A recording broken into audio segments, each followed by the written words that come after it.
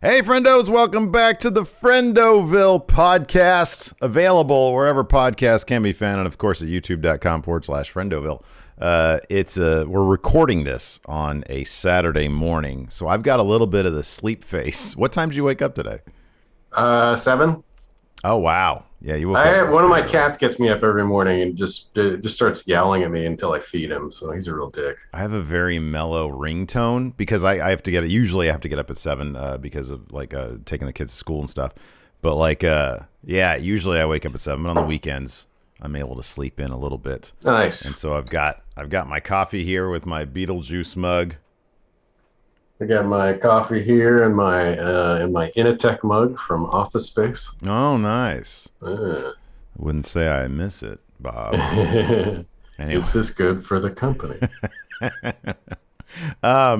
So on the thumbnail and the title of this episode is this is going to be our Army of Review, our Army of Dark... Army of the Dead. Army of the Dead. Yeah. Army of Darkness. So you literally just woke up right in the middle of that sentence, I think, right?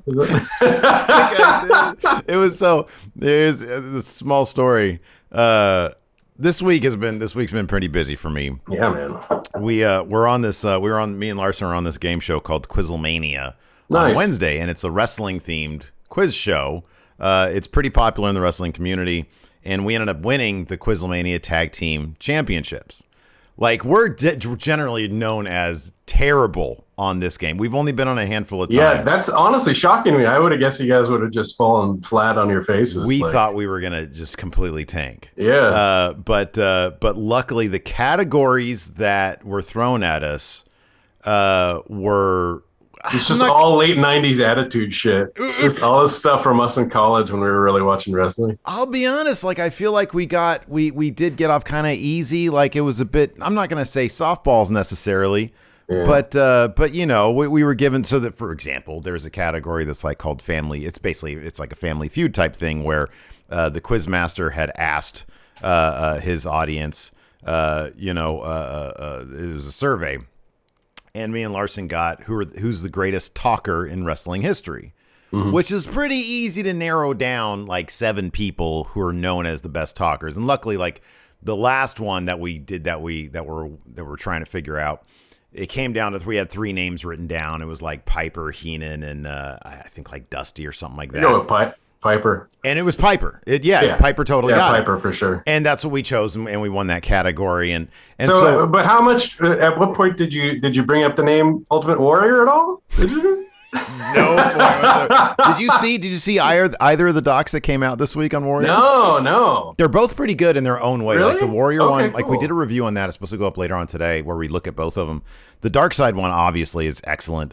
The Warrior, the A&E one, you can kind of skip the first half because it's all just very dry about his career. But once it gets to when he sort of holds up the WWF at the time for contract demands, it gets really interesting. And it talks that sounds interesting. Yeah, it's really good stuff, and it actually does a pretty decent job humanizing the guy because he was kind of a nutcase. But yeah, so it took me this week about 3. So I was going to say, after Quizzlemania, because whenever I go on there, I just realize that afterwards, for the rest of the day, I'm useless. I'm wiped. And because it's you're concentrating, it's like a 2.5 hour long thing. Yeah. And you're sitting there concentrating. And I don't do that very often. I don't need to concentrate very often. And so I was just completely tired. So Lacey went to run errands right after I got out of the quiz show. And I went and I took a nap at 6 o'clock for an hour. But the only reason I woke up is because I heard her come home, and I really didn't want her to clown me, which she would have, which is not a big deal. It's just, you suffer a little bit of humiliation, you go back to sleep. But I woke up and I heard her. It was so cartoonish. I heard her walking towards the bedroom, and I was like, oh my God, my face is so sleepy right now. It's so puffy from sleep. So I ran outside and acted like I was doing stuff in the backyard. I picked up a hose, and she comes out there. She said, hey. I was like, hey, what's up? She's like, oh, you were sleeping, weren't you? I was like, no, I was doing something. I'm just saying, I got piles of things over here. I was doing something.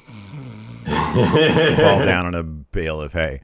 It took me 3 sittings to watch all 2.5 hours of Army of the Dead. Yeah. Zack Snyder's. Oh, you broke it up into 3 sittings. Huh? I just did the one through. It was sort of by necessity. Like the first hour I watched, I think like Tuesday night. Maybe it was I don't know. Yeah, it was probably Tuesday night. Yeah. Maybe it was I think it was Tuesday night. And then the second hour I watched, I think like Thursday night maybe, and then I caught like the last 15 or half. Yeah, but like you like you have a family, like you have responsibilities, you have a very busy schedule. Like Bachelor Jeff just has work during the week, and then I do jack all shit. Like last night, I just like after I was off work, we got off work early because it's a holiday weekend. I took a nice 5-mile walk around the park by my apartment. Oh, that's nice, yeah. And then came home and then just like drank some white wine, watched a bunch of Cheers and Justified, and then just rewatched Predator because I'm like, I love this movie. That's awesome. That's such a good movie. Yeah, this week was a bit abnormal. Like, and I also I've been trying to keep sort of my physical being in as a priority. So like, I don't skip on my walks in the morning if I've got like something else going on. I'm like, no, there's nothing. If nothing else, me and Lacey are going to do our 3-mile walk every single morning. To make sure that we're good to go there. And then I had like a checkup at Kaiser this week. So I just had like a bunch of stuff going on. So I like on a normal week, I probably could have caught this like on a Tuesday night. And I don't know. So it's difficult to judge in terms of, I wasn't, once we decided to review this, I was like, okay, cool. And then just sort of word of mouth started dripping out. And I was like, oh my God, this movie's 2.5 hours long. And it's like not a lot of people. I heard like a lot of negative word of mouth, and so maybe that's sort of like a weird deterrent sometimes when people get into that, especially the duration thing. To me, I remember like people saying stuff about The Irishman, and then also Zack Snyder's Justice League. It was like, oh, it's so long, and I'm just like, both of those I actually split up. This one I watched all the way through. What was your take on it, like sitting all the way through in terms of the pacing of the movie? I thought the pacing on the whole, sitting all the way through it, wasn't bad. Yeah. Yeah, that's way too dark. It was funny because for a movie that's 2.5 hours long, that is basically a heist / zombie movie, where the complications of the heist itself are not that deep. Yeah. I found it oddly, like I'll just say this, I just sort of as an overview. I didn't even really dislike the movie. Like I actually kind of enjoyed it, to be honest with you. Sure. And I feel like it didn't really indulge in the typical Zack Snyder tropes, which is obviously he typically does a lot of slow motion, sort of meandering, soaking in moments. Yeah. He typically, although I sort of noticed this less in Justice League, in his cut of the Justice League. But obviously, he had done it traditionally, the sort of under-cranking, over-cranking thing, or the ramping. It was a speed ramping. Oh, okay. I didn't notice a ton of that. I thought there was a lot of slow-mo in Justice League. No, there was a ton of that, the speed ramping. Where, ramping. The shot is like... Oh, you're saying in Army of the Dead. In Army of the Dead, I did not notice a lot of that. Agreed, yeah. And I didn't even notice... I mean, so in Justice League, there are so many moments when he does go into slow motion and he soaks in it. Yeah. I didn't notice that as much in this movie. And so I was trying to think to myself, I'm like, okay, it did take me 3 sittings to watch through it just by necessity of my schedule, not because I needed it. And yet I felt like it actually kind of breezed by. Like, I mean, it had a very video gamey feel to it. I personally feel like it breezed by. Yeah. I went into it thinking, all right, it was Friday night. I was like, if this is slogging and I get about halfway through, I'm going to stop and watch the rest tomorrow morning or whatever. But I just, I kind of breezed through it and I enjoyed it throughout. I thought it was fun. Yeah. I mean, it's not like it wasn't great, but if somebody, if somebody was like, I don't know, is this any good? I'm just like, yeah, this is what you expect it to be. It's just not. It's funny because like it's a terribly written movie. Like the dialogue is I don't think he should write. No, I think he needs like His remake of Dawn of the Dead is great, which is Dawn of the Dead. The original Dawn of the Dead is probably one of my favorite zombie movies of all time, if not my number one. But he had a great writer there. James Gunn wrote that. Oh, that's right. That's right. Yeah. So I think that he just needs like a really good writer. He's obviously very much a visual guy. Mm-hmm. Yeah. Yeah. But I think that him running the whole show is maybe not the best idea. Yeah. That said, like, yeah, a lot of the dialogue was kind of clunky. A lot of the relationships felt kind of weird or forced. Like I think the father-daughter dynamic was stilted purposefully, but it was still weird. I think initially for me to figure out, I didn't because she was calling him by his first name so much. I thought maybe he was just like her mom's boyfriend, you know? Yeah. And I was like, and then later I was like, oh, okay. So they are actually related. Yeah.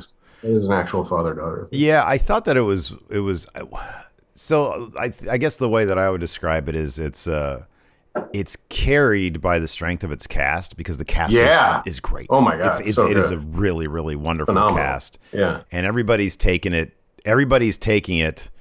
as serious as they should. You know, and you know, they do their best to deliver his dialogue, which is not great. But Batista is such a terrific vulnerable big man, you know? Yeah, there's times early on, actually. Well, I mean, we just jump right into the spoilers, I guess. Yeah. He has to kill his wife, the mother of his daughter, after she is turning into a zombie. Yeah. And that's a total in a flashback. That sequence is one of the few and one of the most powerful like slow-mo sequences I think in the movie. Yeah. And Batista's performance in that sequence actually kind of made me tear up a bit. I was just like, oh my God, it really came through. You really felt it. Yeah.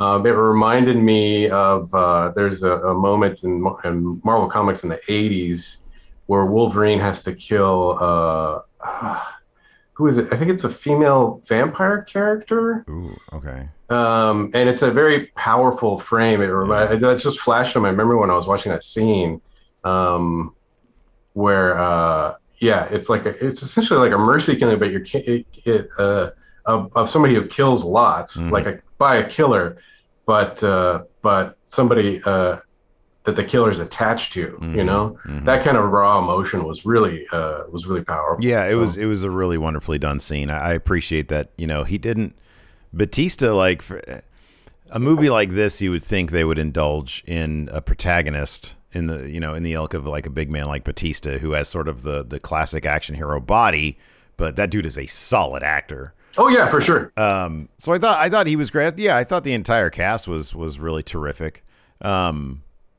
And I thought that the sort of my next takeaway was I did appreciate that he had lots of clever ways. You know, it's difficult, especially these days, like with movies like the Saw franchise, stuff like that. It's difficult to sort of bring anything new to the gore table.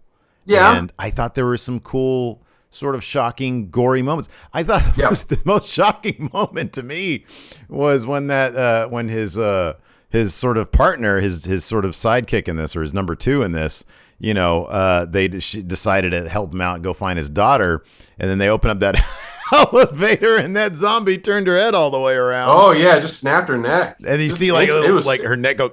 Yeah, it's like a compound fracture of the spine just out of her neck. That was crazy. I was like, whoa. Yeah, right. That was pretty gnarly. I mean, one thing about the movie is that that kind of bummed me out is that like pretty much, well, I guess Tig Notaro didn't necessarily. Yeah, no, she did. Everybody in this movie pretty much died. Yeah. She did at the end. Yeah, she did in the helicopter crash. The helicopter. And she was like shot. And then that sequence was weird when she was shot, because I thought initially that she was shot in the head, but I guess she was shot maybe through the shoulder. Yeah, I noticed because she was alive still. She still flew the helicopter for a bit. Yeah. She just there was just so much blood. I was just like, oh, she definitely just got it. Like that's what I thought. Head. It was such a big splatter that I was like, okay, she's dead. Since we just started talking about Tig, how much research about this movie did you do beforehand? Zero, none. No, Oh, okay, great, I don't think perfect. so. I was gonna tell you this beforehand, and I didn't because I heard about this beforehand.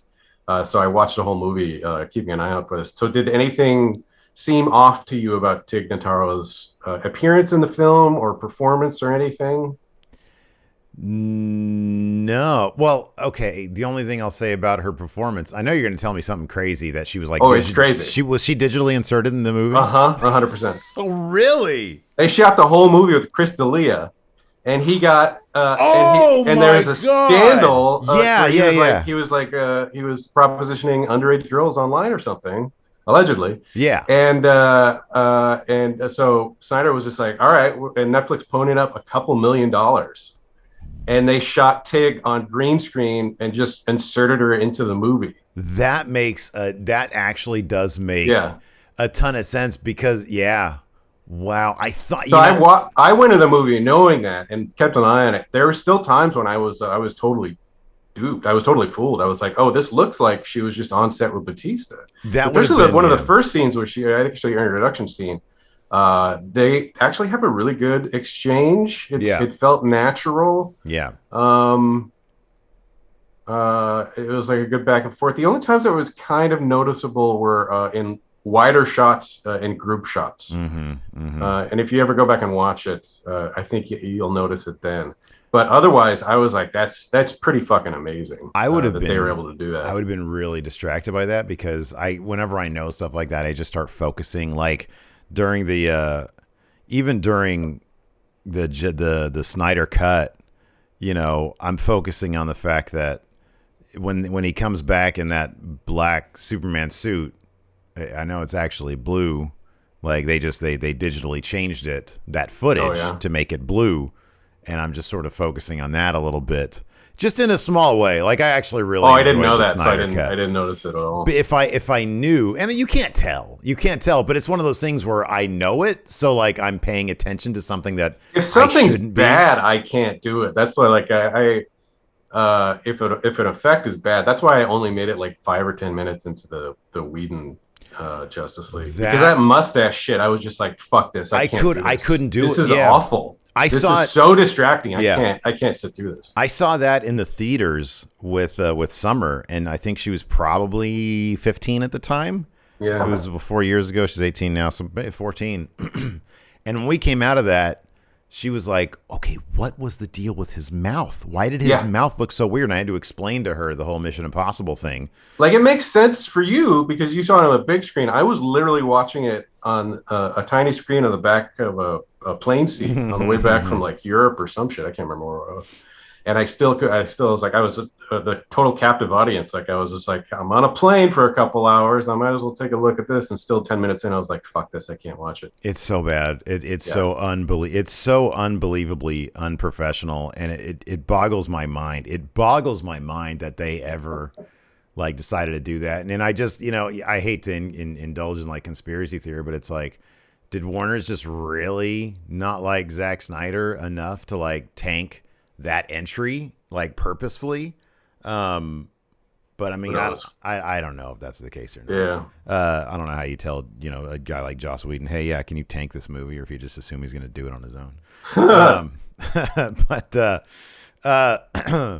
But yeah, no, I thought, yeah, I mean, it's a video game zombie flick, basically. With I like getting back to the gore aspect of things, just trying to think of some more instances.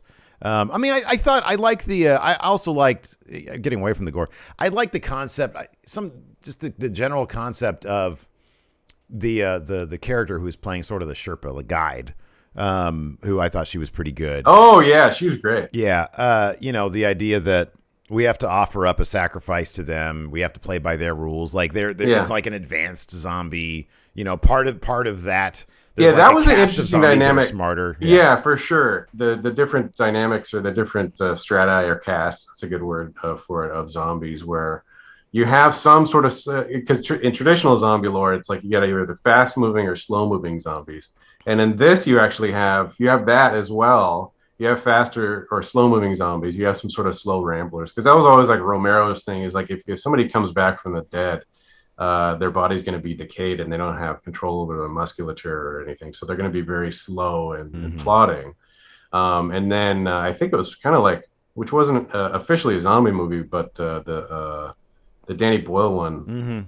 28 Days Later. 28 Days Later. That's the first time where that was like a virus called the Rage. But it was essentially a zombie movie, and they were super fast moving. And then when Snyder rebooted or redid Dawn of the Dead, he had fast moving zombies there too. But you have like sort of a mix in this, but the introduction of the idea of thinking zombies and communicating zombies was really interesting. Yeah, and they also actually have something else which I thought was fascinating. They introduced the idea of procreating zombies in this.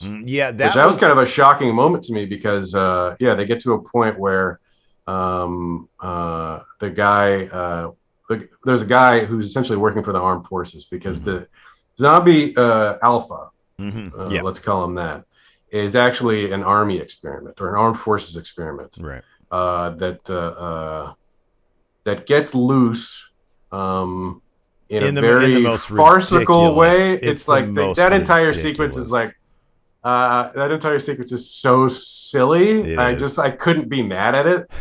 But so let's not spend time on that. It's very silly. But that zombie alpha guy is kind of a badass. He's like clearly like a thinking zombie. Essentially, like the armed forces is like, let's invest $1 billion. Let's burn some money on trying to reanimate warriors. So he's this zombie alpha is like a thinking zombie undead.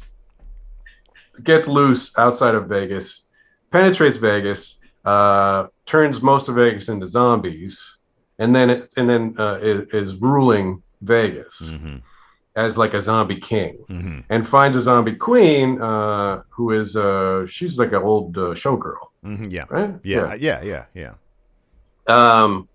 And they are ruling Vegas. The American government, it's like, what the fuck are we going to do? Oh my God. Vegas is like this whole zombie town. It's an apocalypse. The American government decides, okay, we're just going to nuke Vegas, like say goodbye. Because right now it's contained. Like they put like containment around it, and then there's like a separate camp for people who might be infected, might be exposed or infected. That's kind of an interesting thing too, where it's like a kind of like an immigration thing, almost like a border thing. There's some very awkward, clunky metaphors that I try not to look into. Yeah. There's like the temperature gun that everybody knows now. Again, it's like like, Zach, do you even really know what you're getting at with this stuff? Just have people shooting people and killing zombies and stuff, man. Exactly. That's what I'm here for. But yeah. So, but they decide to nuke Vegas, and then the heist comes in when ostensibly some rich Japanese dude is like, hey, go into Vegas and get this money out of this safe underneath the casino. You get to keep some and then bring the rest to me. But there's a dude that he makes go with the team that Batista assembles. The Coward McCall. Yeah, exactly. What's that actor's name again? Garrett? Garrett something. Yeah, you got one of the names right. Boy, great actor. He's terrific. Man, I mean, the fact that he played two characters in Deadwood, I love that. I love that. And it's not noticeable too. Right, yeah. He's so lost in each different character. Garrett Dillahunt. He's so phenomenal. Yeah. What a great actor. And he's great in this too. He is a plant, and he's actually part of going in as part of the zombie heist. For what the real reason is to go in and get one of the thinking zombies' heads, because the armed forces are involved in that. They're behind this whole thing, I guess. That's sort of implied. Yeah. And what they really want to do is preserve this zombie warrior program. Yeah. So what Garrett Dillahunt ends up doing is cutting the head off of the zombie queen, the showgirl, putting it in a bag to smuggle it out. Yeah. And then they can make more zombie warriors, ostensibly. But when the zombie king finds his headless bride, he carries it back to like this weird pool, empty blood pool where they sacrifice people in their zombie rituals. And he shoves his hands into her abdomen and pulls out as like a zombie fetus, which is wild. Yeah, because that's like implying, oh, so these are not just fast moving zombies; they're also thinking zombies, and they're now procreating. That was the one idea that they advanced, because I believe back Romero's third flick, Day of the Dead, I believe started to broach the thinking zombie. Yeah, and so I do appreciate that they took that concept and they advanced that a little bit. I mean, just like he sort of advanced some ideas from Dawn of the Dead into the original Dawn of the Dead into his Dawn of the Dead. He's taking the sort of the same thing in his, I guess, would this be his third zombie movie, or is this only his second one? Did he just do Dawn of the Dead and nothing after that? I thought this is his second. Yeah. Okay, this is his second. But he kind of had a zombie fetus in Dawn of the Dead. His Dawn of the Dead too. You had a pregnant woman that gets you get a pregnant woman that gets bit. Yeah. And then the dad has to kill his wife and his zombie fetus. Yeah. So he's picking up threads from that. Crazy. Yeah. But I like, whenever you get to play around a little bit with the zombie ideas. I love the zombie tiger, the Siegfried and Roy tiger. Yeah, that was wild. I thought that was pretty great. I love how disturbed Garrett Dillahunt is. Immediately by it, just conceptually, and then how at the end the tiger's one that takes him out. Yeah, it's like, oh, this gone too far. That was a great sequence too. He said it's gone too far with the tiger. And then it was a really terrific. It was reminiscent to me of the Leo DiCaprio bear scene in The Revenant. Oh yeah, totally. Which is brutal. Like that is just that is such a brutal scene. And this was brutal too. And of course, it's like the greatest. It's one of the best, like just plain gore money shots where the tiger's already effed him up pretty bad, and then it just sort of winds up and just takes the 75% of his head. Yeah, and what's left, you can see kind of his teeth. He's like a little bit of his jaw, like brains everywhere. It's really well done gore. I mean, so much of it is the sort of the climactic gore shot when they're in the helicopter and Batista's already been bit, so he knows that this is kind of the end. But he has a clean shot of the zombie, and that they go super slow mo on it and CG the bullet, and the dude's head, the alpha zombie's head, just blows. Oh yeah, that was very satisfying as well. Exactly. What are we going to say? Oh, so one thing, is there a different metabolic rate that factors into how quick the zombie virus gets into your like bloodstream or something? Because I noticed like Batista and then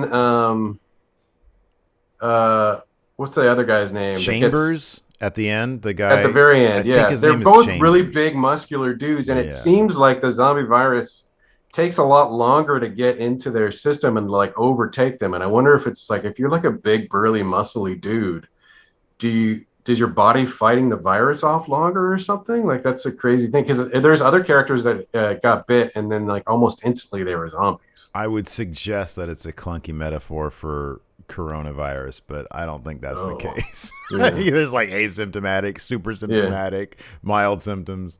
Like the dude on the plane, Chambers on the plane is like, I'm just asymptomatic. I'm an asymptomatic zombie. I'm fine. No, I don't know. I would assume that maybe. I think. I mean, the whole thing was just dramatic license. Like, I mean, especially. Yeah, it just seems very flexible. Especially silly was like the last hour of the movie took place over a half hour. Like, it was like, which I thought was pretty great. They up the silly congressional hearings and whatnot. Ups the hastens the pace of them dropping a nuke on Vegas. And they're like, oh, now our countdown is at 1 hour. It's like, oh crap, and then it takes the dude another half hour to lock like one of the most complicated safes in the world. And then they're in the helicopter. We've got 9 minutes, and I'm like, there's still like 25 minutes left in this movie. How's that even gonna work? But I don't know. I sort of feel like it was probably the same. I mean, that's kind of wild, isn't it? That's like the business model of Netflix, though. It's like, hey, we're not going to spend money on people like executives to get in the way of artists and their vision when I would imagine studio notes have probably more often than not saved us from a bunch of bullshit like this. Like, I enjoyed the movie, I really did, but like, if you come to any other studio with this script, they're gonna be like, okay, well, let's get a script doctor. Let's get somebody that's gonna polish this up a little bit. With Netflix, it's like, how much do you need for this? Could I get like 50 million? We'll give you 100. And it's like, okay, well, do you want to see this script that I wrote? What? Why would you just go make it? We're good. But okay, it was sort of a gag because your portrayal of a Netflix meeting is, I assume, flawless. I just can't imagine any differences. Yeah, to be honest, it's like, it's gonna be exactly like that. It was kind of a gag. My 5-year-old wrote it, and it's all in crayon. It's just drawings of houses. All right, go ahead and make it. You do what you want. And it's like are we sure? Are we not sure that Netflix isn't just like, I don't know, like a cover for like some sort of Ozark-esque a drug like money laundering scheme, because they just have so much money and they just make whatever over there. And it's great for artists because they're like, hey, the Warner Brothers doesn't want me to milk this cash cow of theirs. It's Justice League. All right, I only want $200 million for a zombie movie. Okay, I think it's just like a lot of it's just they're throwing stuff against the wall and seeing what sticks, They're just like, hey, let's put it out there. It's rad. And it's the thing that I love about it. Their model is very interesting. It's like, and they don't really, I think a lot of it is they don't really invest as much in marketing to an extent. They just kind of cut like a trailer and like put a couple things out there, but they don't, they don't, flood the airwaves with all sorts of TV shows, because it's an enclosed system. They're just like, whoever's on Netflix is going to find this, and if people in mass find it and like it, then great, we'll make more of it. You think they kayfabe the rankings? You think they fake those things? Because like Army. Oh no, I don't. I mean, I don't think that they have any reason to. I don't think that that's beneficial for them financially. It doesn't make any sense. Yeah. They do a good job. I mean, it's at their discretion to push things anyways. And so, I mean, on top of that, like, they scored perfect with this one because Zack Snyder's own name brand was at an all-time high when this was on the precipice of coming out because of the Justice League stuff. I mean, that I think is still in the top of HBO Max movie listings right now. And it's to me, it's absolutely mind-blowing that the executives of Warner's wouldn't be like, man, this really kept, like, it's so difficult to capture the zeitgeist the way his Snyder cut of Justice League did. And instead of on that Monday announcing, hey, we're bringing him back for a Justice League 2 and 3, and we're going to do a Man of Steel series at HBO Max, they released an interview with an executive saying, no, we're good. We just did this because we really like Zack, but we never want to work with him again. It's crazy. It's absolutely crazy. And so it's like Netflix comes along and is like, oh, you don't want this guy who clearly has like captured the imagination of fans everywhere. Like, yeah, we'll give him whatever he wants to make a zombie movie, and we'll see if we can ink him to like a 10-picture deal for $1 billion. Because I guarantee this has been at like the number. I think last night, as of last night, it was like number 2 on their. It was charts. number 2, yeah. I guarantee like they're gonna want to snap him up.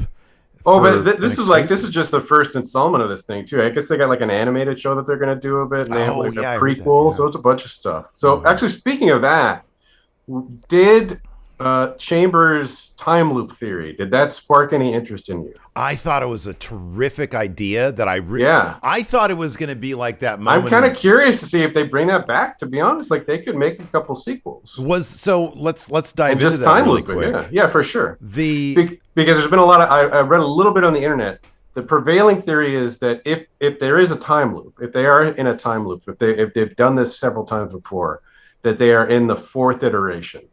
And this is just the time. So the third one was when they get to the bars and they almost make it to the safe, right?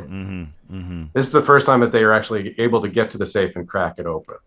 This is the 4th iteration. So they've done it like 3 times before. In this 4th iteration, they get in, they actually get money, and then they at least partially get out of Vegas. An interesting thing about that, and this is not something that I read about, but something that I noticed when I was watching the movie, and then also you can find a publicity still of this. Initially, when they're doing the heist setup, they're talking and they're showing it in like a theoretical like flash forward thing when they're taling about this is what we need to do. Oh yeah. The safe that they crack into is portrayed differently than the safe that they ultimately get into. In one key regard. in that theoretical safe that they crack into in the heist setup.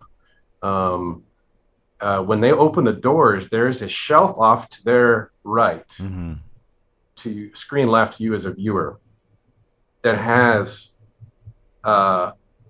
film cans on it. Oh. It has octagonal 35 millimeter film cans.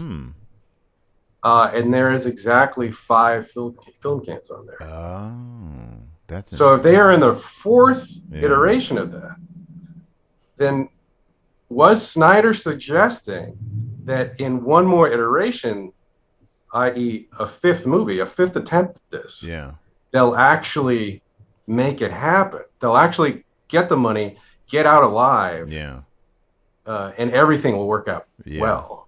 Which is really kind of interesting. If you put that there thoughtfully, I think that's pretty fascinating. So when you watch, if the year is 1987 and you're going to Predator, because you mentioned Predator earlier for the first time, Predator does this wonderfully.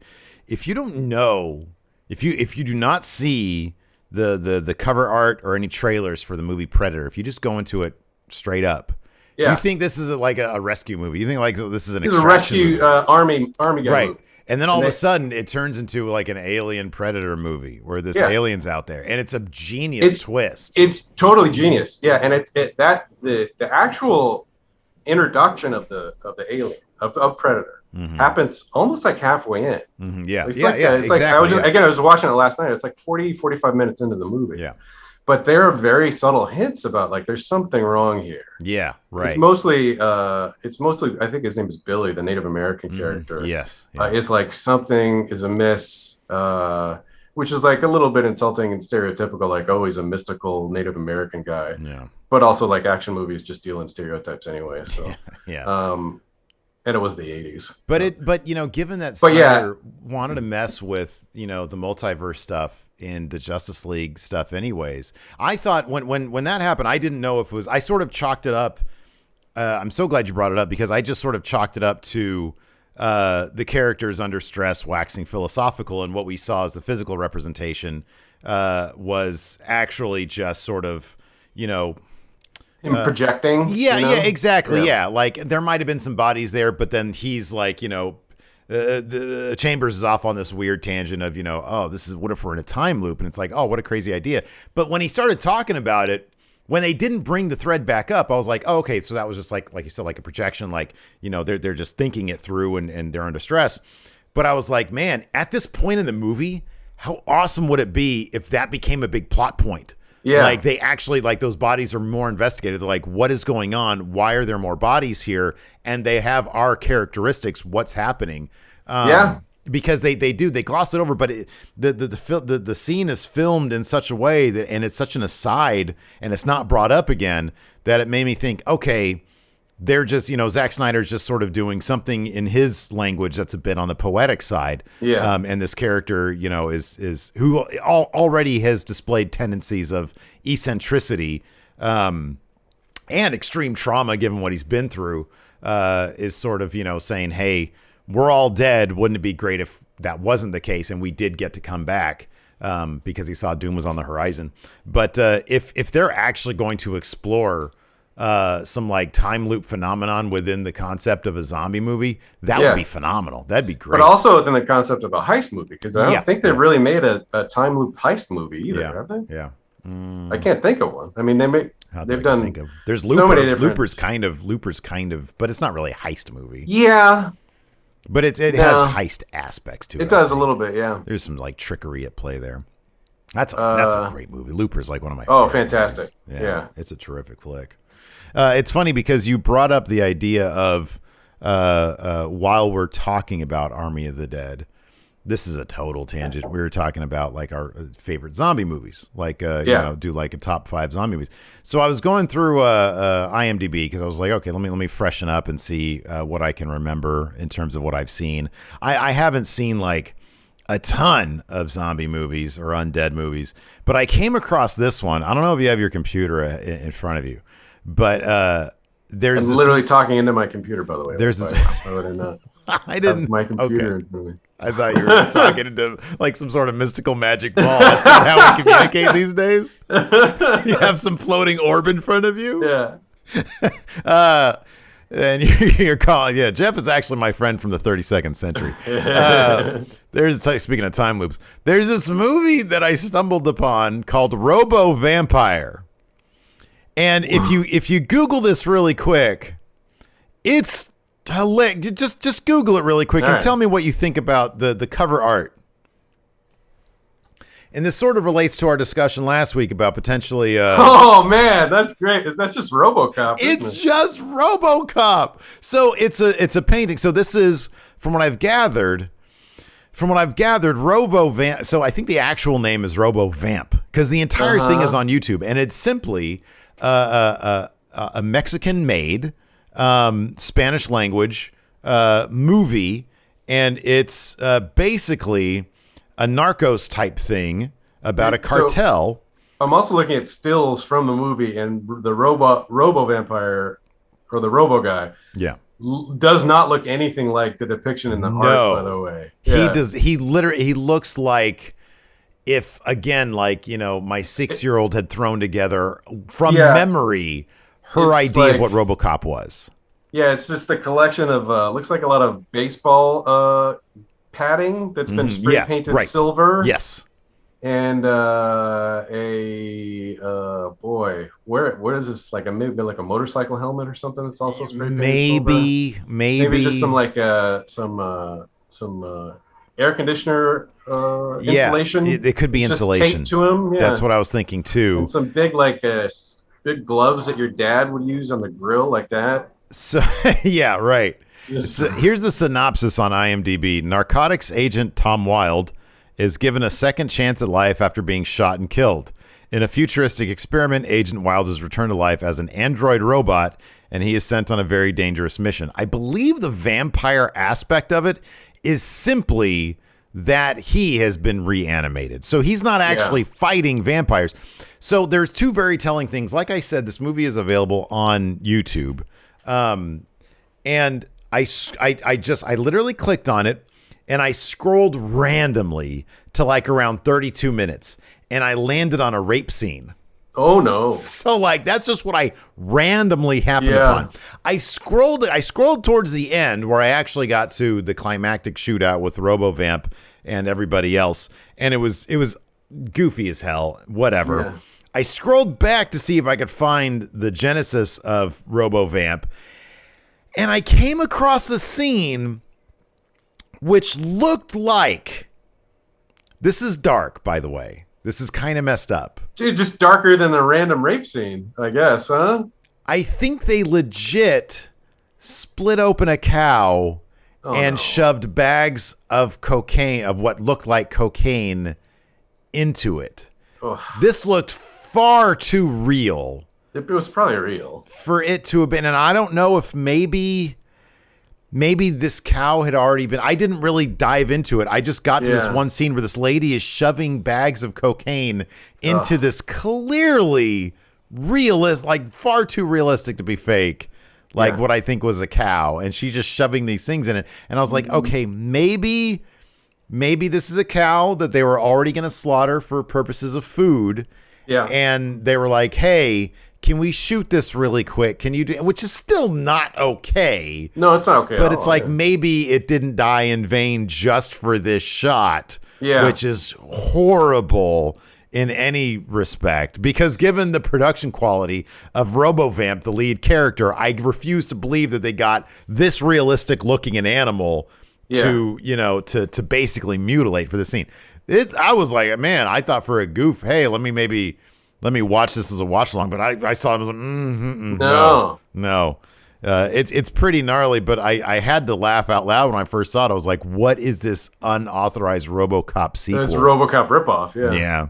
It was pretty funny until I got to the animal mutilation. I was like, oh, that was shades of that's like when we were in our 20s and going to the Tuesday Night Grindhouse shows in Sacramento over on Stockton Boulevard. And we went and watched Cannibal Ferox. Not even Cannibal Holocaust, although they're effectively the same movie. Yeah. But in both those movies, there's sequences where they torture and kill a pig.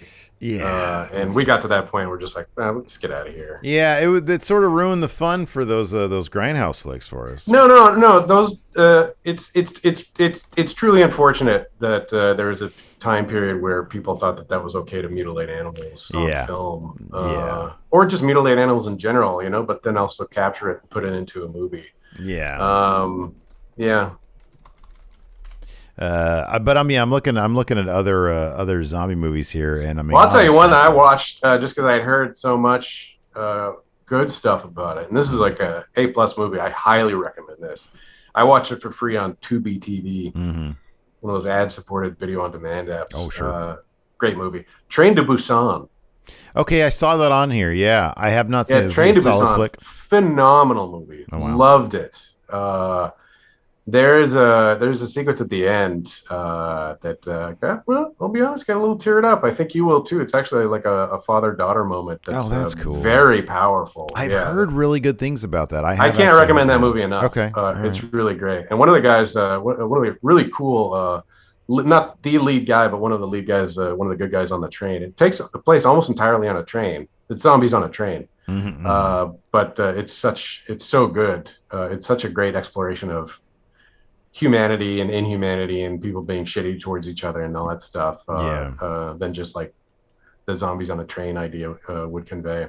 But one of the main guys is now in the MCU. He's one of the Eternals. Oh, okay. And his character in Train to Busan is fucking great. What'd you think of the Eternals trailer? Oh, I love it. I mean, I've been watching it for a couple of months now. So. I know you get all the goodness early. Yeah. That's right, because of your job.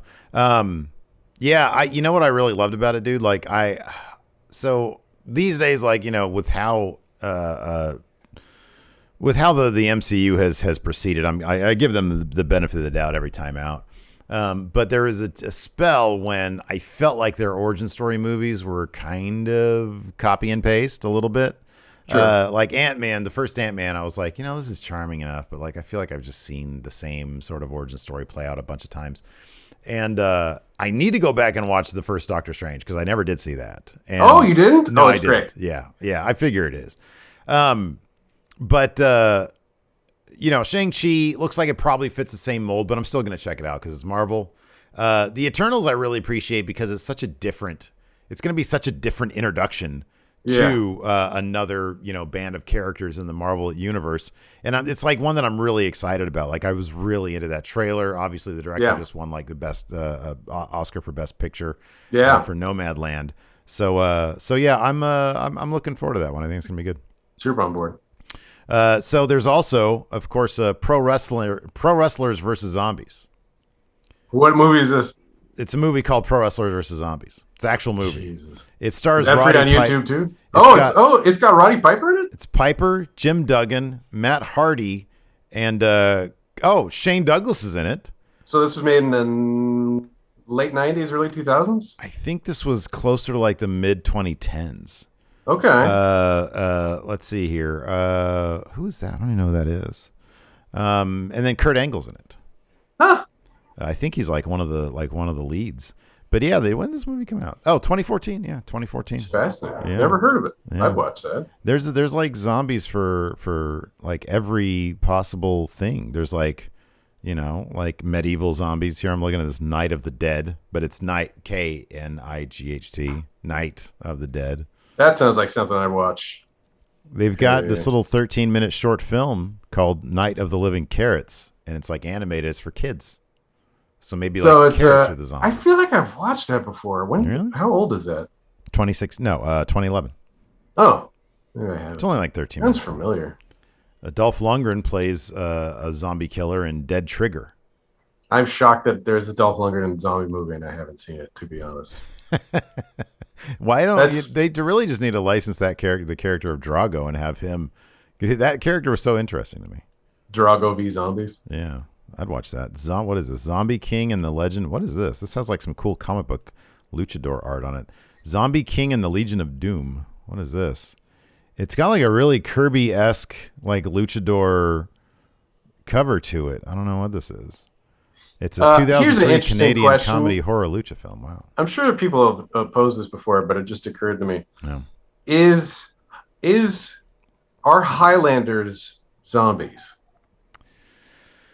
They're not like decayed. Yeah. I guess they sort of go through a dying and rebirth as a Highlander, but the only way that you can kill them is beheading them. Yeah, that's true. I think, I mean, it's, maybe I would suggest if you and I were Highlanders, we would probably joke about each other being zombies. Yeah. But I don't know if technically that's the definition of them. I think they're just sort of advanced humans who can live. It's like mystical, right? Yeah. It's like, yeah. At a certain point, are we all going to be zombies because like of technology and medicine? Like, would a person from like the 1300s who's lucky if they live to like 35 look at me and be like, wow, you and I should 80? You and I should 100% be dead right now. Absolutely, like, yeah. Two dudes in their 40s, like we're not supposed to live past like our early 30s at the eldest. Yeah, exactly. You go back a couple thousand years, humans were not living to our age. Yeah. So didn't even happen. A couple hundred years for that matter. Didn't happen. I mean, Bones in Star Trek Next Generation lives till he's 137 at least. I think that Picard's probably supposed to be like in his late 90s in Star Trek Picard, because he was supposed to be like a good 15 years older than the actor's age. Yeah. In Next Generation, like when that started, I think he was probably like in his, I don't know, he's probably hovering around 50. Patrick Stewart was back when Next Generation started, probably. Yeah. And I think he's supposed to be like 65 or something. Was he? Yeah, maybe like late 40s. Patrick, because that was in the late 80s. He was born in 30 years ago. 40, so in 87 he was 47. Okay, so he was 40. Okay, so he was 47. So Patrick Stewart was only 5 years older than us, a little bit less than that when he started Next Generation. Does that ever trip you out? Is this trip you out that like What you know what though? Like he was doing okay. You know, he'd been like some big movies. He was in David Dune. Lynch's Dune. Yeah. He was. I think he was had great a really in that movie. successful career as like a stage actor. He was mostly known as a stage actor, but he'd been in a couple of Hollywood things, but he hadn't really broken through in Hollywood. Because I remember reading stories about like when he came out and auditioned for Next Generation, he was just sleeping on a friend's couch. Like he didn't have an LA place. He was just like, oh, I'm going to come out from London and I can crash in your Santa Monica apartment or whatever. Yeah. And the friend was like, yeah, cool, whatever, man. You know, in his late 40s, you know. He also wasn't. He had kids. Apparently, was not like the shoe-in to play Picard as well. Like they wanted to go a different direction, and then eventually, I forget what happened, but Roddenberry like couldn't. I just felt like they kind of split the difference where they were just like, oh, we need somebody dashing, but we want somebody different and somebody more authoritative. So they were all just like, oh, just like all the cool authoritative Shakespearean shit that Star Trek can be, or that area that we can explore is going to be Patrick Stewart's job. Yeah. And the dashing and womanizing shit is Riker. Like that's all stuff that comes straight from Kirk, you know? Yeah. He's 80 years old now. Looks great. I hope he lives to be like 150. I love him. I know. Seriously. I guess he's got really bad, just like my dad, got really bad rheumatoid arthritis, but uses the CBD oils and that kind of stuff and swears by him. And every time my dad is like doing a new prescription, man, I'm like, Dad, let me just go to a dispensary and get you some CBD. He's like, nah, I'm not going to use that stuff. I'm like, why not? It's natural. It's good for you. Patrick Stewart uses it. He loves it. Have you tried just like slipping it to him? It's like, no, like put it in his coffee or something. He also, no, it's like topical stuff. That's the other thing about my dad. He just hates on like lotions and stuff. It's just like, he doesn't like the tactile sensation of it, I guess. So I can't be like, hey, here's this non-CBD hand cream, you know, just like get some CBD hand cream and put it in the Jergens bottle and be like, hey, Dad, use this, because he's not going to use Jergens either, you know? Let's find out whatever he uses, man.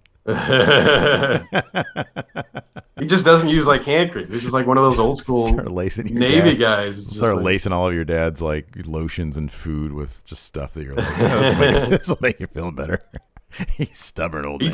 He refuses to use lotion. I would just have to like make a fake bar of Irish Spring, like the same soap that he's used for the past 40 goddamn years or 60 years, you know. Like, Dad, look at this bar of Irish Spring that looks a little bit funny and smells like weed. Don't ask it questions. Just use that. I still remember one of the SatCons that I did, like one of the last SatCons I did. One of the dudes there was like going around giving out brownies. And, Pop brownies? He was like, "Hey, you want a brownie?" I was like, "No, I'm good." And then our buddy was next to me, and he was like, "I had one of these brownies, and I'm pretty sure he put weed in it." And Yeah. I look over, he had like a table across the way, and he was just waving at us, and I was like, "Hey, good luck with that, dude." I went to a wedding in upstate New York with my ex, and it was their best friend's wedding. And there's a crowd of hippies coming from DC. Mm-hmm. And this is the first time I was going to meet these guys. And this guy, Kevin, who's actually now my neighbor, lives a couple blocks away. That's cool. The first time I meet him, he walks in, he literally has a 13 by 9-inch pan of brownies. Mm-hmm. And he walks into this house that everybody's staying at and having a party in on Friday night. And everybody's like, "Hey, Kevin, meet Jeff." And I'm like, "Hey, man, nice to meet you." And he's like, "Hey, you want a brownie?" And I'm like, "All right, sure, why not?" And he just digs into the pan with his hand and gives me the fucking brownie the size of a basketball. I'm like, just start eating it. And and I was just like, "Oh, that's great." I had I already had a couple of drinks with me. And I eat the entire brownie before my ex says to me, God, you know that's some fucking loaded self-control, with man. weed. You know that you just got a brownie from a literal hippie. You know that? Do you know how much just like weed oil you just ate? And I was just like, oh no. Man, and then I proceeded to be high for 3 days. Like the entire time for that wedding, I was just high. We went to a WWE house show a couple years ago. Oh, I remember you texted me from the show. Oh my God. You and Larson dude. you guys were like stoned, right? I didn't. I wish I saved those texts. That was so funny. I had the smallest bit of this thing. Yeah. And I like that night. I did not know where I was. We got in the car, and we got in the Uber, and we were on our way home. And I was like, I hope to God this guy doesn't kill us. That's what I was thinking, because I was like, I don't know where we're going right now. Yeah. And then I got home. My dad was like. My dad had been watching Alabama, and it was like starting to wear off a bit. And I go outside, and I'm like, but I'm just terrified that he's going to like notice. Like, what do I care for one thing? You're just paranoid. Yeah. But he's also like, he doesn't dabble in that stuff. So he doesn't know. He's kind of naive about that stuff. And so like, and he just wants to do everything that it's like 1 o'clock in the morning. And he's like, "Hey, let me show you this thing I noticed in your backyard." I'm like, now at 1 o'clock. And so I'm like, trying not to show him that I'm leaning against the wall, and I'm like, yeah, yeah, that hose is something else. I'll definitely get that done, fixed. Okay, man. What's wrong with your hose, man? Just go buy a new hose. Yeah, I don't know. He was obsessed with showing me something that he found. I don't know what it was. I was high, but man, I was like, God, why is this guy bugging me right now? But anyways, on that note, we're going to call it a day. We'll be back next week with some more Friendoville. Thanks, everybody, for tuning in. Apologies for the missed week. It was just a really busy week. Busy week? Yeah. A game show. Yeah, we'll get back on it, though. Anyways, thanks, everybody. We'll talk to you later.